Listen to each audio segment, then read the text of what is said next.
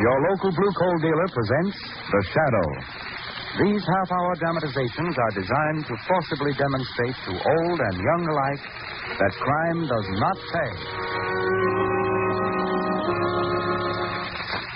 Before the curtain rises on Act One of today's adventure with The Shadow, remember this, homeowners. Because of abrupt changes in temperature, the coming months are the most treacherous of the entire year. So do the safe thing, the wise thing, and order blue coal for your next fuel supply. You'll find that this quality-tested hard coal gives steadier, more healthful heat.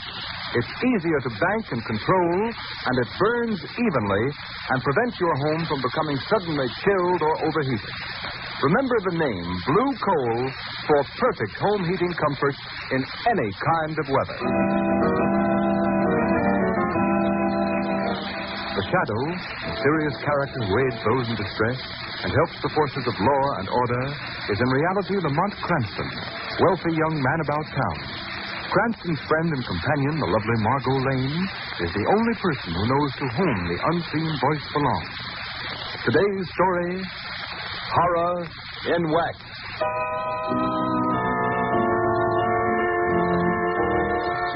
Lieutenant Carter, I want you to check that new list of stolen cars with the 4 o'clock detail before the men go on duty. All right. You, Benson, take a squad of 20 men and help Cardona with the detail that's guarding the mayor at that rally tonight. Okay. And you, Brophy, you better... just a minute. Hello? Commissioner Weston speaking. What's that? Now, when did this happen? All right. Give me the address. Yeah. 22 Prince Street. I got that. Yep, I'll send a man out right away. Brophy. Yes, Commissioner Weston. This is a job for you. Rest of your men can go now. Get out on the job and keep awake. Here you are, Brophy. Take this address. It's a rooming house out on the south side. Woman's been found dead in one of the rooms. Now the poor thing. Murdered by some blackguard, I suppose. Never mind shedding any tears about it. Get out there and find out what happened.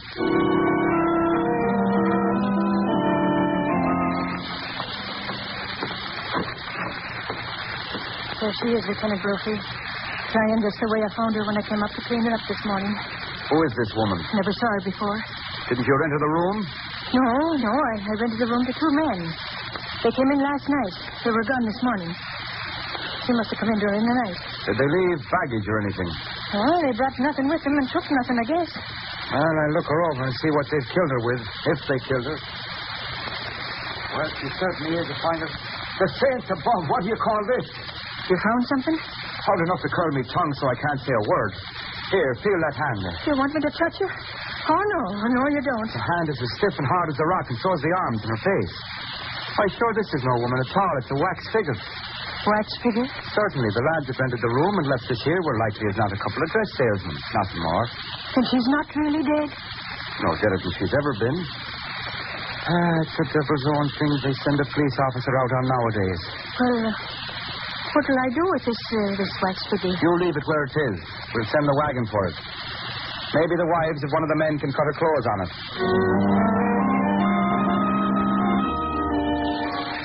But, Commissioner Weston, it's the truth I'm telling you. It was nothing more than a wax figure as hard as rock. A fine thing to leave behind in a furnished room. Well, you better send the wagon out there. Hello? Commissioner Weston. Yes, who's this? This is the Shadow, Commissioner. Yes, well, what do you want now? We've had peace and quiet around here lately. Say, just a minute. Hold the wire a second. Listen, that Shadow fellow, Bobby. I'm going to have some fun with him. Listen. Say, Shadow, we just got a case that has us all baffled. Would you like to help us? Of course, Commissioner. You know I'm always willing to lend whatever assistance I can. Oh, fine. Well, here's the dope. A woman's been found dead at 22 Prince Street, out on the south side. We don't know who she is or how she died or a thing about her. Now, I'll put the case into your hands if you want to tackle it. Well, I'd be glad to, Commissioner. I'll go out there right away and investigate. That's fine. But, Shadow, you've got to make me one promise. Yes, Commissioner. What is it? Well, the medical examiner hasn't cleared the case yet. So I'd appreciate it if you wouldn't touch the body or disturb it in any way. All right, Commissioner. I hardly think it'll be necessary. Well, good luck then, Shadow. I'll see you later. Oh, no, Commissioner. You'll hear me later. How's that? Oh, yeah. Okay. I'll hear you later. Booby, he fell for it. Yeah. Fell for it. Hook, line, and sinker. I give me eye teeth to be there when he examines that dead body. This is funny, Brophy. We've got the Shadow, the great crime expert, investigating the death of a wax figure.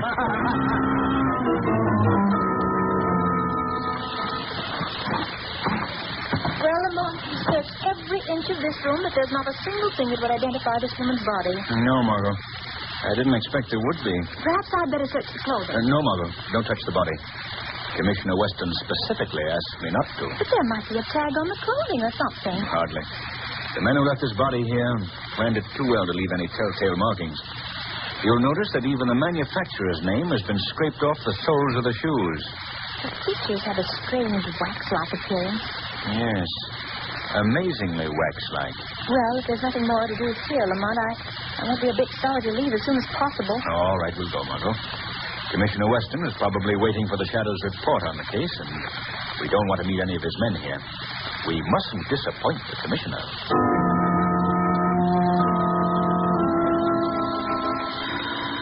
Wait a minute, Brophy, till I see who this is. Hello? Commissioner Weston speaking. Hello, Commissioner. This is the Shadow. Oh, yes. Well, Shadow, how did you make out? Have you made any progress on that case I gave you? Yes, Commissioner. A little, I think. The case is fairly obvious. You don't say. The woman did not meet her death in that room. What's this? You're sure about that, I suppose? Positive. She died someplace else and was brought to the room. Well, it didn't take you long to figure that out, did it? What are you going to do, Shadow? We've got to find the men who brought the woman there. You're getting off on the right foot, all right. But how are we going to find them? Have you figured that one out? Not exactly. But I'm not going to waste any time. You hold the body until you hear from me.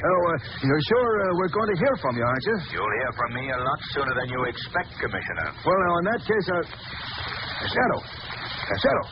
He's hung up. Brophy, did you hear that? Every word, Commissioner. I worked right This is about the funniest thing I've ever run across. You pulled him good, Commissioner. She didn't die there, he says. I was right in that. He certainly was.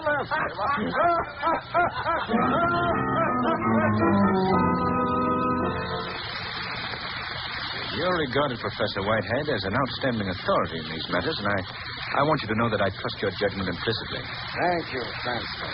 Of course, it's a fairly common knowledge that from time immemorial, scientists have labored with the idea of preserving life through freezing, waxing, mummifying, and various other such methods. Yes, I read only recently where a group of Russian scientists froze a man and then performed a very difficult operation. I believe the man survived. It's very possible, Miss Lane. But this waxing process, Professor, preserving the human form by turning it to wax, have you had any personal contact with such cases? I haven't actually participated in such experiments, but I've followed them quite closely. In fact, here's a book right here on my shelf. Yes, this is it.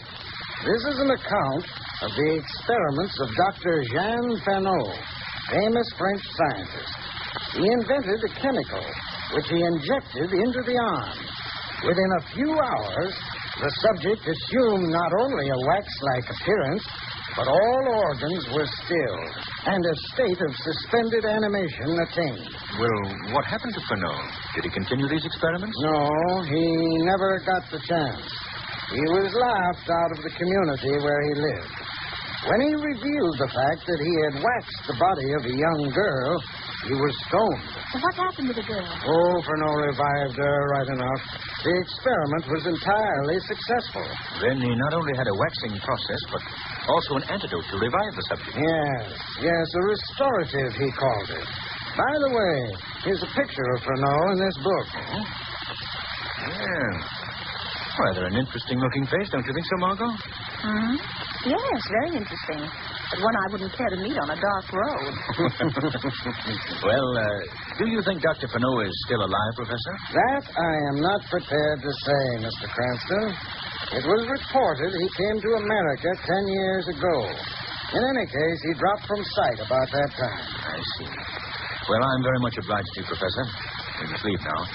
This talk has been most interesting.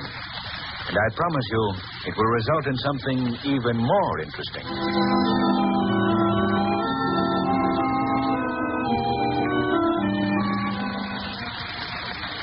Are you nearly finished, Lamont? Yes, Margot. Quite finished. We've checked every wax figure dealer in this entire territory. The business connections of all of them are easily accounted for. That is, all but one.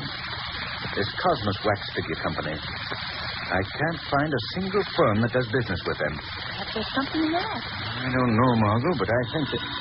Oh, that's probably my friend Vic Marquette, the Internal Revenue Department. Hello?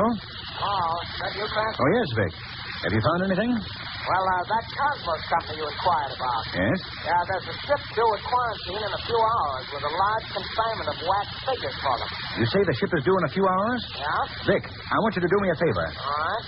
I want you to assign Miss Lane and myself to the custom detail that goes on board that ship, the Quarantine. Oh, I don't know what you got up your sleeve, Cranston. It's not exactly official. Oh, I guess it can be arranged. All right, we'll be right down. I'll explain matters to you then. What are we going to do now, Lamont?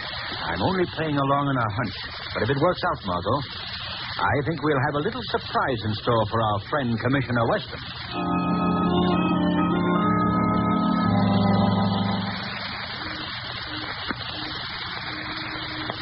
You're the man in charge of the shipment of wax figures? Oui, monsieur. Do you always store them in staterooms? Wouldn't it be less expensive to ship them in the hold with other freight? Oh, but, monsieur, these figures are not freight. They're works of art, as you can see. Yes, they're really amazing. I don't believe I've ever seen such lifelike figures. Yes. The attention to detail is astounding. Even to birthmarks and scars. Well, we're very much obliged to you for letting us see these figures, sir. And good night. Good night, monsieur. Good night, madame. Good night. Don't say anything for a moment, Margot. Let's get down to the companionway. Here, Margot. Now tell me, did you notice anything unusual about those figures? I thought they were simply astounding reproductions of the human features. No, I don't mean that. Did you notice on the left arm of each, there was the tiniest puncture, such as might have been made by a hypodermic needle? No, Lamont, I hadn't noticed. What do you think it means? I don't know exactly, Margot. But we're following that shipment of wax figures to its destination.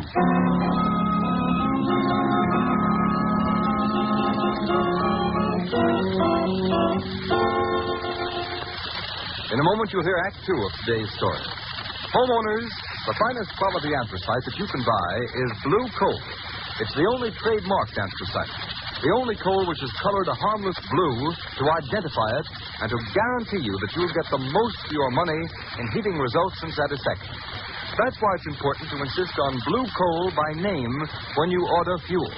Once you've used Blue Coal, you'll agree with me and with countless thousands of satisfied homeowners that it certainly is different from ordinary hard coal. And that difference is in the steadier, more healthful heat Blue Coal gives you, plus the fact that it requires less furnace attention. That's because Blue Coal is a guaranteed product of Glen Alden, the nation's largest coal company. Each ton of Blue Coal is carefully sized, prepared, and washed to remove any existing impurity. But most important of all, each carload is submitted to a thorough laboratory test to guarantee its superior quality before it's accepted for shipment. Those are the reasons why Blue Coal banks and burns better and gives longer intervals between fires. Those are the reasons why it will pay you to order Blue Coal by name if you want perfect all-around heating comfort and satisfaction in the treacherous months ahead. Call your nearest dealer. His name is listed in the Where to Buy It section of your classified telephone directory under the words Blue Coal.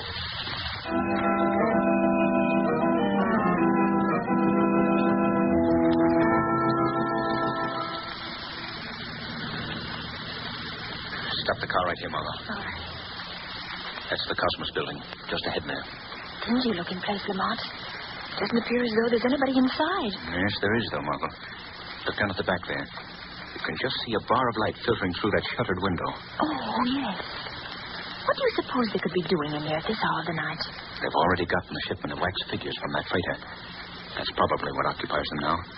Better turn off your headlights. We'll sit here and wait a while. Look, Lamont. That side door is opening. Someone's coming out. Sit tight, Margot, and watch. It's a man. He's coming this way. Yes. Quiet. Margot. What? Look at this man. Look at his face. Why? Well, Lamont, this is amazing. It just can't be possible. Quite possible, Margot. That man who had just walked past was one of the wax figures we saw in the freighter tonight. Why, it's like seeing someone step out of the grave. It may be little less than just that, Margot. Men stepping out of the grave. Lamont, you don't actually... I don't know what it is, Margot. I've only got a hunch. I'm going to see if I can't get a glance through that window back there. I'll come along, Lamont. No, you better stay here. I feel more comfortable with you. All right, Margot. If you feel better, come along. We'll have to be very careful, Margot. The rest of the building seems to be deserted. All but that one room. Yeah, they're all probably busy in the back. Let me take your hand, Margot.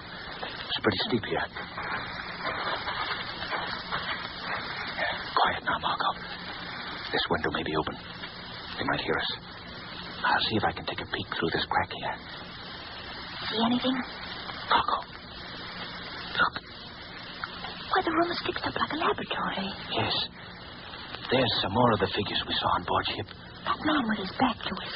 He's dressed like a doctor. Yes. I hope he turns around so we get a good look. Margot. Over there in the corner. Recognize that face? Why, yes. It's the man that was in the ship cabin. The one who took care of the wax figures. Right. There, Lamont, the other man's turned around. Look at him. Yes. Isn't that the man whose picture Professor Whitehead showed us? Yes, Margot. It's Dr. Furneaux. What do you suppose they're doing? I can't see. They're working at the other end of the room, mostly. Margot, you go back to the car. What are you going to do? Look around here and see if there isn't any way of getting into this place. There's a gang of men in there, Lamont. I've got to take the chance, Margot. Now go, Margot, quickly, quickly. This is a matter for the shadow. All right, Lamont, but do be careful. Even the shadow might be shot.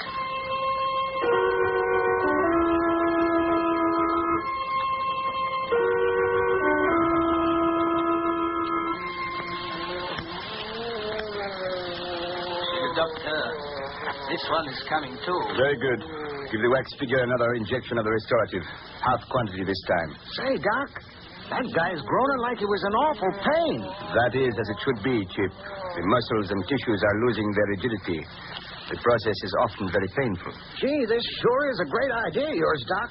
Imagine turning people to wax with a jab of a needle, and with a jab of a needle, bringing them back again. Don't have quite so much to say, Chip. I wonder how people would react if they knew of your great accomplishment, Doctor. They would laugh. Laugh as they always do at things they don't understand. They laughed me out of the legitimate pursuit of my science. But now I have the satisfaction of accomplishment.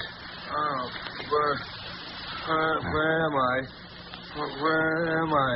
Say, that guy's coming too now, Doc. You're all right, my man. You've reached your destination.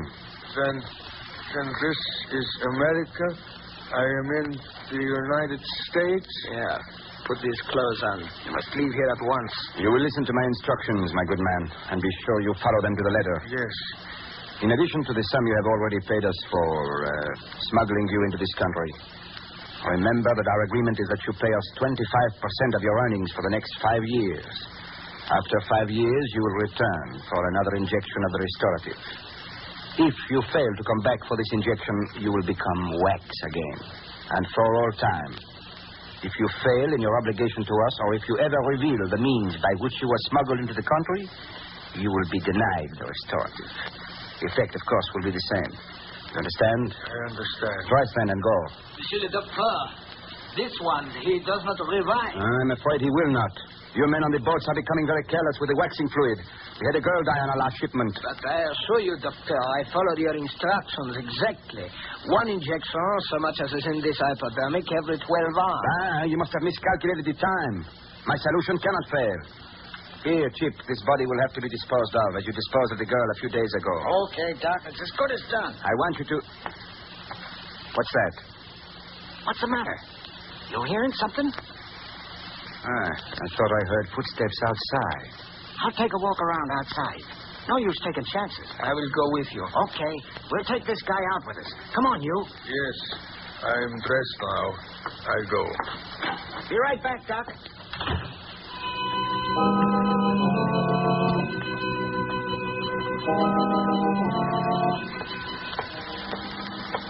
Shit. What is it, Murat? That car over there. Do you see anybody in it? Yeah, I think I see a face. It's strange that anyone would sit in a lonely place like this with the lights out. Yeah, it does look kind of fishy. Let's find out what it's all about. Come on, Murat. Keep your gun handy. There is somebody in the car. Looks like a girl. What do you know about that? I do not like it. She won't like it either when we get through with her. What are you doing in here, lady? Waiting for the morning mail? Who are you? What do you want? We want to know who you are and what you want. That's none of your business. You're a fresh dame, eh? Shit. Yeah? What's the matter? This girl. I have seen her before. Yes, I know. She was with the custom man aboard the ship. Oh, yeah? Come on, lady. Get out of that car. I'll not get out of this car. You get away from here. Grab her, Murat. Keep your hand over her mouth, Murat. We'll take her into the doctor. Come on. Lift her up. There is no question about it, Monsieur le Docteur. She is the one who came aboard the freighter with the customs officer. Customs, Mal, huh? You let me out of this place, you hear? You did not come here alone, madame. Who is with you? There's nobody with me. What were you snooping around for? I wasn't snooping around. I was sitting in my car. Madame, you impose a very unpleasant duty upon me. What do you mean? I do not know how much knowledge you have acquired around here. But I must be certain that whatever it is, you will never have a chance to communicate it to anyone else. What do you intend to do? Murat, give me that hypodermic. Wait up. Don't you dare! Keep your hands off me! Madame, I regret that I must give you an injection of this fluid. In a few minutes, you will turn to wax. Oh, no. In that condition, you shall remain for all time. No, let me go. Murat, hold her tightly. That gag will keep her quiet for a while. Pull her sleeve up, Murat. Wait up there. That's it. Now the hypodermic. Not quite so fast, Doctor. Who was that? Who spoke? I did, Dr. Furneaux. Who are you? I am the Shadow. Shadow? I do not understand. What is the Shadow? I've heard of this guy. He's the enemy of the underworld. Nobody can see him. This girl, she is with him? Yes. Dr. Furneaux, release her. Take that gag out of her mouth. You are very clever, monsieur. Very clever. But I think you will find I'm not so easily beaten. Do as I tell you. I don't want to have any fight with this Shadow. No, do I. You are cowards, both of you. I'm getting out of here. I will go too. Chip, what? You will not run out on me. I'm going. Stay where you are. You stay if you want. You're right. You shot. You're right. Yes. And now you. And now, Shadow, where are you? Right beside you. And I... No, you don't. Ow, my arm. There, Furneaux. Your gun is on the floor. You're helpless. Now will you be so foolish as not to do what you're told? Very well. I cannot fight the unseen. What do you wish? Remove the gag from the lady's mouth. Of course. There you are. Oh, get me out of here. Get me out of this horrible place. You're all right, Margot. There's nothing more to fear. Madame, I will get you a glass of water. Oh, no, you don't, Doctor. Be too easy to poison the water. Dr. Furneaux, you are coming with me. And where would you take me? To the police. They will deal with you. I am afraid I will have to disappoint you, monsieur. Life and the people of the world have humiliated me enough. They will never subject me to the humiliation of a criminal cell. What do you mean, Doctor? This hypodermic I hold in my hand will answer your question most eloquently. Many people have known the result of my great discovery. Now, I shall know it myself in its ultimate. Doctor, I beg of you, don't destroy yourself. There's always hope for a man of your skill, even though you've so grossly misused it. No, monsieur. The world laughed once. Now it will neither laugh nor weep. One injection. An overdose. So, and you shall witness firsthand, monsieur, The results of a great discovery. Doctor, don't. You mustn't do It this. is You done, really mustn't. monsieur. It is done. I destroy the last bottle of the restorative. Now, my secret dies with me. Lamont, look. His skin is turning white. His body is becoming rigid. Yes, Margot. Watch. He's turning to wax. Just as he's turned others. Oh, Lamont, I can't bear anymore. Take me out of here. Take me out, Lamont. Take me out.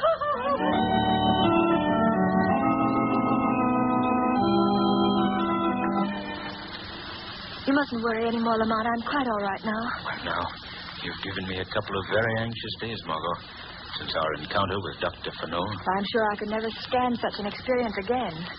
Now it appears as something I've dreamed. Lamont, what of those people Fenot smuggled into the country? They'll die in 5 years if they don't receive the injection. Oh, Margot, that was simply a bluff. I've checked through Fenot's notes. He used this ruse simply to hold them to their promises. They're quite safe. I'm glad. It's strange. But I suppose, in a way, Commissioner Weston has the laugh on me after all. For my part, I don't feel there's much reason for laughing. As evil as Dr. Fenot was, and as badly as he misused his great talents, I can't help but feel that his discovery might have had potentialities for good beyond belief. Perhaps it will occur again in a mind worthy of great things.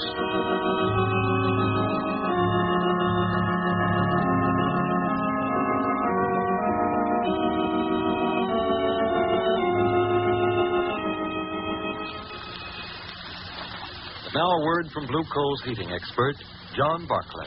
Thank you, Ken Roberts, and good afternoon, friends. You know, you just can't operate your furnace efficiently and economically unless you understand how to regulate your furnace dampers. Every furnace should be equipped with 3 dampers. The ash pit damper, located at the base of the furnace, below the grate level. The turn damper, located in the smoke pipe behind the check damper and the boiler. And the check damper, located between the turn damper and the chimney. In milder weather, when you want a slow-burning, lasting fire, the check damper should be wide open, the ash pit damper closed. It is very important that your check damper be large enough to adequately check the fire. If it is not, it will certainly pay you to have an additional check damper installed by your plumber. If you're having trouble in regulating your furnace, your Blue Coal dealer will gladly send a John Barclay serviceman to give your heating plant a thorough inspection. There is no charge or obligation for this service. I thank you.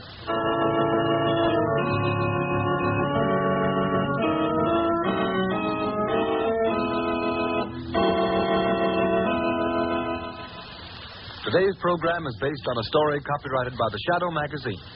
All the characters and all the places named are fictitious. Any similarity to persons living or dead is purely coincidental. The Shadow magazine is now on sale at your local newsstand.